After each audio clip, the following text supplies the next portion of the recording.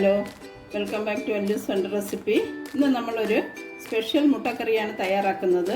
ചോറിൻ്റെ കൂടെയും ചപ്പാത്തിയുടെ കൂടെയും വെള്ളയപ്പത്തിൻ്റെ കൂടെയൊക്കെ കഴിക്കാൻ പറ്റിയ ഒരു കറിയാണ്. പുട്ടിൻ്റെ കൂടെയാണെങ്കിൽ വളരെ ടേസ്റ്റിയാണ്. അപ്പോൾ അതെങ്ങനെയാണ് ഉണ്ടാക്കുന്നതെന്ന് നമുക്ക് നോക്കാം. മുട്ടക്കറി തയ്യാറാക്കുന്നതിന് വേണ്ടി ഞാനിവിടെ 6 മുട്ട പുഴുങ്ങി വെച്ചിട്ടുണ്ട്. മുട്ടയുടെ ഒപ്പം തന്നെ ഒരു ഉരുളക്കിഴങ്ങ് പുഴുങ്ങി അരിഞ്ഞ് വെച്ചിട്ടുണ്ട്. പിന്നെ ഒരു തക്കാളി, ഒരു 10 ചെറിയ ഉള്ളി ചെറുതായിട്ട് അരിഞ്ഞത്, നെടുകെ അരിഞ്ഞത് എടുത്തിട്ടുണ്ട്. ഇനി നമുക്ക് ഇതിൻ്റെ മസാല എങ്ങനെ തയ്യാറാക്കാമെന്ന് നോക്കാം. പാൻ ചൂടായിട്ടുണ്ട്. അതിലേക്ക് ഒരല്പം എണ്ണ, ഒരു 1/4 സ്പൂൺ എണ്ണ മതിയാകും, ഒഴിച്ചു കൊടുത്തു. ഇനി ഞാനിവിടെ 1 കപ്പ് തേങ്ങ, ഇതൊന്ന് മിക്സിയിലിട്ട് ചെറുതായി ഒന്ന് ക്രഷ് ചെയ്തതാണ്, മൂക്കുന്നതിന് എളുപ്പത്തിന് വേണ്ടിയാണ്. അത് ഇട്ട് കൊടുക്കാം. പിന്നെ ഇതിലേക്ക് കുറച്ച് കറിവേപ്പില. എരിക്ക് വേണ്ടിയിട്ട് ഞാനിവിടെ 3 വറ്റൽമുളകാണ് എടുത്തിട്ടുള്ളത്. അതൊന്ന് ചെറുതാക്കി ഇട്ട് കൊടുക്കാം. എരി കൂടുതൽ ആവശ്യമുണ്ടെങ്കിൽ ഇതിടുക. വറ്റൽമുളക് ഇല്ലെങ്കിൽ നിങ്ങൾ മുളക് പൊടി ചേർത്താൽ മതി. 1 സ്പൂൺ, ചെറിയ ടേബിൾ സ്പൂണിന് 1 സ്പൂൺ മുളക് പൊടി ചേർത്താൽ മതിയാകും. പിന്നെ ഞാനിവിടെ എടുത്ത് വെച്ചിരിക്കുന്നത് ഒരു 3-4 കുരുമുളക് ഇതോടെ ചേർത്ത് നമുക്കിതൊന്ന് വറുത്ത് എടുക്കാം. തേങ്ങ ചുവന്ന് വന്നിട്ടുണ്ട്. ഇത്രയും ചുവന്നാലും മതി, കരിഞ്ഞു പോകരുത് തേങ്ങ. ഇതിലേക്ക് നമുക്ക് അല്പം മഞ്ഞൾപ്പൊടി ഇട്ട് കൊടുക്കാം. ഒരു 1/4 സ്പൂൺ മഞ്ഞൾപ്പൊടി, ഒരു പിഞ്ച് മഞ്ഞൾപ്പൊടി ചേർക്കുന്നു. പിന്നെ വേണ്ടത് മല്ലിപ്പൊടിയാണ്. അത് വളരെ കുറച്ച് മതി, ഒരു 3/4 സ്പൂൺ മല്ലിപ്പൊടി, ടീസ്പൂണാണ് മല്ലിപ്പൊടി ചേർക്കുന്നു.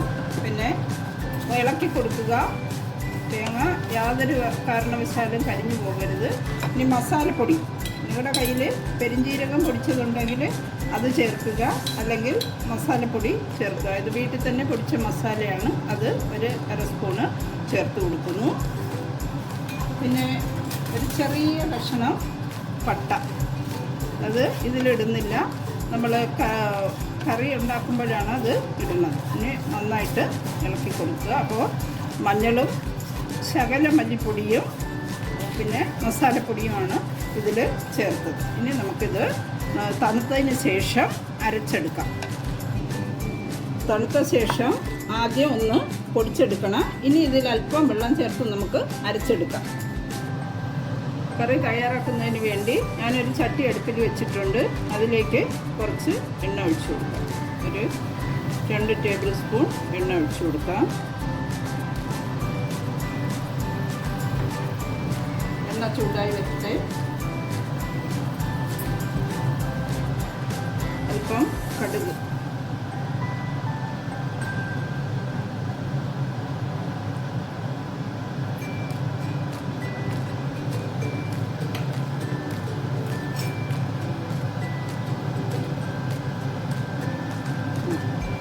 അതിലേക്ക് അരിഞ്ഞു വെച്ചിരിക്കുന്ന ചെറിയ ഉള്ളി, ഒരു 10 ഉള്ളിലേക്ക് കൊടുക്കാം. ഇത് വാടുന്നത് വരെ ഒന്ന് ഇളക്കി കൊടുക്കാം. ഉള്ളി വാടി വന്നിട്ടുണ്ട്. അതിലേക്ക് അരിഞ്ഞു വെച്ചിരിക്കുന്ന ഒരു പച്ചമുളക്, ഒരു ചെറിയ കഷ്ണം പട്ട, കുറച്ച് കറിവേപ്പില,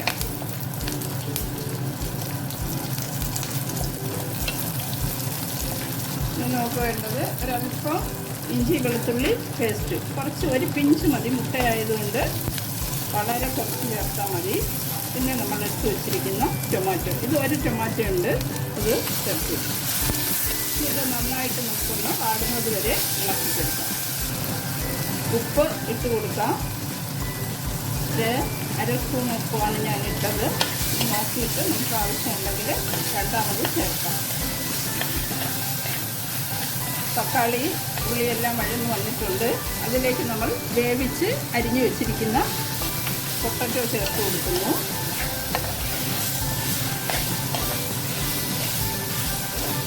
ഒന്ന് ഇളക്കി കൊടുക്കാം. ഇനി നമുക്ക് വേവിച്ച് വെച്ചിരിക്കുന്ന മുട്ട 4 വശവും ഒന്ന് വരഞ്ഞതിന് ശേഷം വേണം ഇതിലേക്ക് ഇട്ട് കൊടുക്കാം. അതല്ല, രണ്ടായിട്ട് നമുക്ക് കണ്ടിച്ച് വേണമെങ്കിൽ ഇടാം.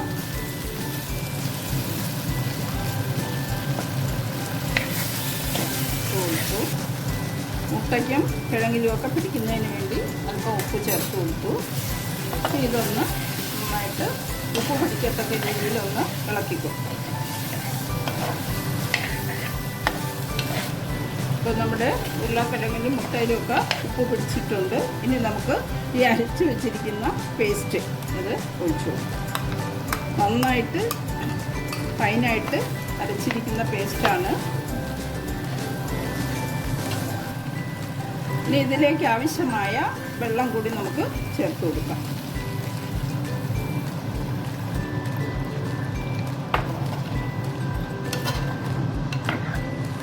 കുറച്ചുകൂടി വെള്ളം ചേർക്കാം. തിളച്ച വെള്ളം ഉണ്ടെങ്കിൽ അത് ചേർക്കുന്നതാണ് നല്ലത്.